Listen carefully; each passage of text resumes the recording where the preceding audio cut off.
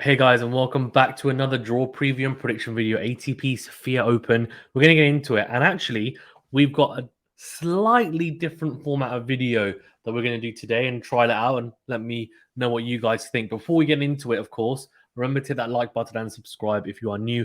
If you're watching on a podcast platform, do leave a rating or review. It really does help us out, even both if you want, because we are growing and your help is greatly appreciated, genuinely. Let's get to the top. Okay, let's get into it. So, Yannick Sinner is the number one seed. And what I'm going to do is I'm actually going to go through. So, for everyone from the first round, anyway, I'm going to go through their last 10 matches on hard court. So, their record in their last 10 matches on hard courts. And also, talking about that, which I think is quite cool to obviously look at. And then also, we'll look at the head to head between the players as well in the first round. So Yannick Sinner, his win to loss ratio in the last 10 matches on hard courts is 7-3, and he is the favorite, being the number one seed. Of course, he's got a bye though, so he won't have to play anyone yet. Anyway, Borges, he is the Portuguese player, unseeded, but he's got a 7-3 win to loss ratio. Now, of course, the level of tournaments played do have a bearing in that, and he'll be playing a qualifier. Yannick Sinner, if I'm not mistaken, will be pushing massively now for the ATP Tour Finals. And I'm trying to think, is he qualified at the moment? I'm not sure if he's quite there. He is number 10, so he's just outside it, right? So he's number 10 at the moment. But see, he wins a tournament like this, and then it really does help him out for sure. And I think Yannick Sinner, he's wanting, of course, he'll be wanting to, win these tournaments, make sure that he's giving himself the best possible chance to qualify. And last year he actually won this tournament as well, beating Germán Fis in straight sets, 6-3, 6-4. So he's got points to defend. So for him, he'll be hoping to win the tournament so he doesn't drop any points, which will of course be a big win. Right, let's look at Vukic and Fognini. So Vukic is an interesting one, and we won't talk about him yet. The reason why, actually, is because I'm pretty sure Stan Wawrinka was supposed to be playing instead of him. Wawrinka is now no longer in the draw, which is a big shame, actually, because he had a pretty good run last week. But I don't know. It was great to see him beat Medvedev. I thought that was a fantastic win. And, a lot of eyes were on the Laver Cup, so not many people focusing on that, and it went under the radar. But it was a really good win, and I know he then stayed up late watching Federer, and had to retire, and is his match the following day. So that's not a massive surprise, I guess. Probably just feeling a bit stiff, and he of course is getting on a bit and towards the back end of his career. But I'm hoping we maybe see a little bit of a surge from him, and I'm not saying that he's going to go on and win a Grand Slam, but maybe kind of do what Murray's doing at the moment, which is trying to be competitive against these top players. And getting close at least, and making it a spectacle to watch. I don't think he's quite been on that level for a few years now. But Fognini and Vukic, I'm going to go Fognini. He has a 5-5 win-to-loss ratio in the last 10 matches on hard courts, and he did actually have a 5-1 losing head-to-head against Wawrinka, so that will be a big positive for him. I guess he, of course, won't want Wawrinka to be injured because no one wishes any other player to be injured, you would hope. So that's not great in terms of that. However, Vukic is a much easier opponent on paper, so we'll see how he gets on. So I picked Fognini there.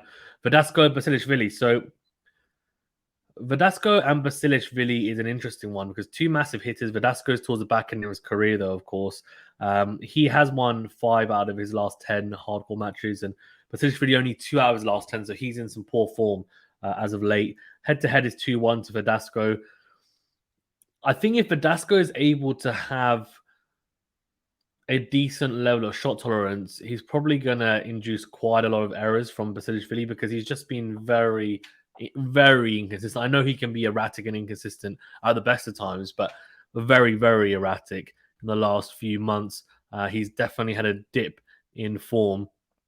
So what I would say is, if Verdasco is just able to keep it solid, then he probably comes out on top potentially. So I'm actually going to go with Verdasco.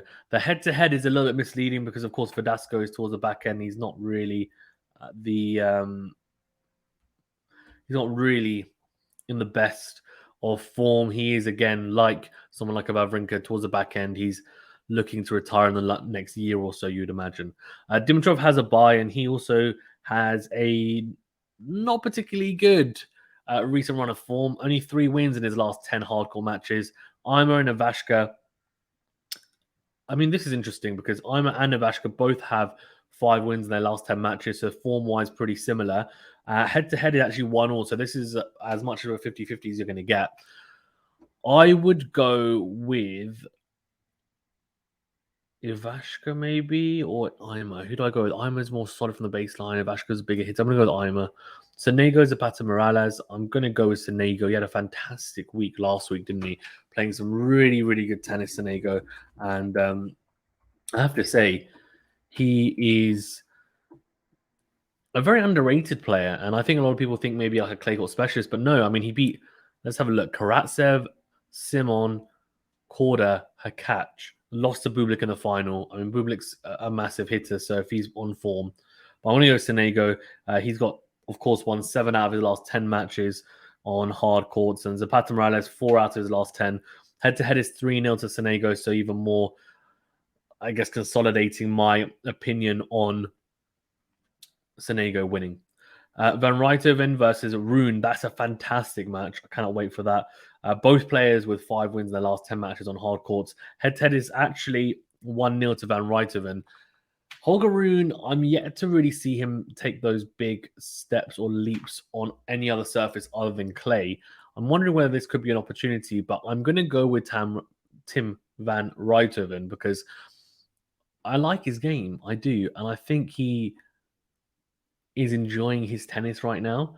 So I'm quite a big fan of his. I'm a massive fan of Holger Rune as well, but his time will come. His time will come. He's seeded, so he is arguably the favorite for this matchup. But I'm going to go with Tim Van Rijthoven. Qualifier versus Lajovic. I'm going to go with, of course, Lajovic. I'm not sure why the qualifiers haven't been updated, but Lajovic has had a interesting last 10 matches on hard court. He's actually only won 3 of his 10 matches on hard court. Jack Draper was supposed to be the fill-in, but instead it's going to be a qualifier. So interesting. And Jack Draper, of course, has been battling with injuries. Qualifier versus Kuzmanov. So this is a matchup that wasn't supposed to be happening from what I can see. Kuzmanov is a qualifier versus Kuzmanov. And Kuzmanov has a 6-4 win-to-loss ratio in his last 10 matches. And on top of that, I think, you pick Kuzmanov because you don't know who the qualifiers are at the moment, but really they should have come out, I guess, unless they're playing qualifying. Sometimes qualifying drags, doesn't it, until the Monday. So, yeah, it is what it is. But I'm going to go Kuzmanov, given, of course, we don't know who else is going to play. Lehecka versus Lazarov, so wild card in Lazarov. I'm going to go Lehecka. Even though Lazarov has actually won 8 out of his last 10 matches, Lehecka 5 out of his last 10, but I just have a feeling, and again, these win-to-loss ratios are very handy, but you have to also cater in the level of opposition, the level of tournaments these guys have played, and someone like Lazarov wouldn't have played as high a competition as Lehecka, from what I know. Musetti has a bye, and for Musetti as well, coming into this 5-5 in his last 10 matches. Oscar Otter's got a qualifier. I go with Otter, although his form's not been great last couple of months. Only 3 wins from his last 10 matches on hard courts. Berankis and Madrak, 4-6 for Berankis. Madrak 3-7. Head-to-head is 2-1 to Berankis. I'm going to go Berankis. Not really just based on the stats, even though the stats do point towards Berankis, but more because I just feel like he's got a slightly better game at the moment and more solid game. Hustler has got to qualify. Going to go Hustler, of course. And Hustler has a 6-4 win-to-loss ratio on hard courts in the last 10 matches. And PCB, Pablo Carreno Busta has a bye. He will be playing, hopefully Hustler in the next round. But he's won 8 of his last 10 matches. Andre Rublev is playing qualifying, which is pretty crazy because he forgot to register. So, he forgot to register and ask for a wild card. So he is playing qualifying, which is absolutely crazy. I mean, that's nuts. I don't know. Is he playing qualifying? Is the extraordinary entry into qualifying? Yeah, no, that's not this year. No, it's not this year. Sorry. Ignore me. Okay, let's get into the next matches then. Next round. So Sinner, Borges going to go Sinner. Fognini, Verdasco going to go Fognini. Dimitrov, Ima going to go Ima. Sanego, Van Rijthoven going to go Sanego given his current form. Lejovic, Kuzmanov going to go Lejovic. Musetti to beat Lehecka. Otta to beat Barankis. I'm going to go Barankis to beat Otta. PCB to beat Hustler. Then we got Sinner, Fognini, all Italian affair going to go Sinner. Ima, Sanego going to go Sanego.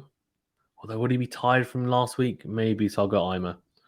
Musetti to beat Lejovic, PCB to beat Brankus, and that gives us 2 very mouth-watering semi-finals of Sinner and Ima going to go Sinner, and Musetti, PCB going to go Pablo Carreno Busta. On a hard court, you're going to go PCB. On a clay court, I'd go Musetti. So PCB, Sinner in the final, that would be incredible, man. That's the top 2 seeds. It just happened. I picked those 2. I'm going to go Sinner to retain his title in Sofia. Let's see. That's probably the biggest pick, the most likely for a lot of people. But I just think at the moment, given the field as well, he's going to be too strong. But let's see. Let me know your thoughts, and let me also know whether you found the last 10 matches on hard court form useful or informative, and whether you'd like that to continue. And also, of course, the head-to-head between the 2 players as well. Thank you very much, guys. Stay safe. I'll see you on the next video.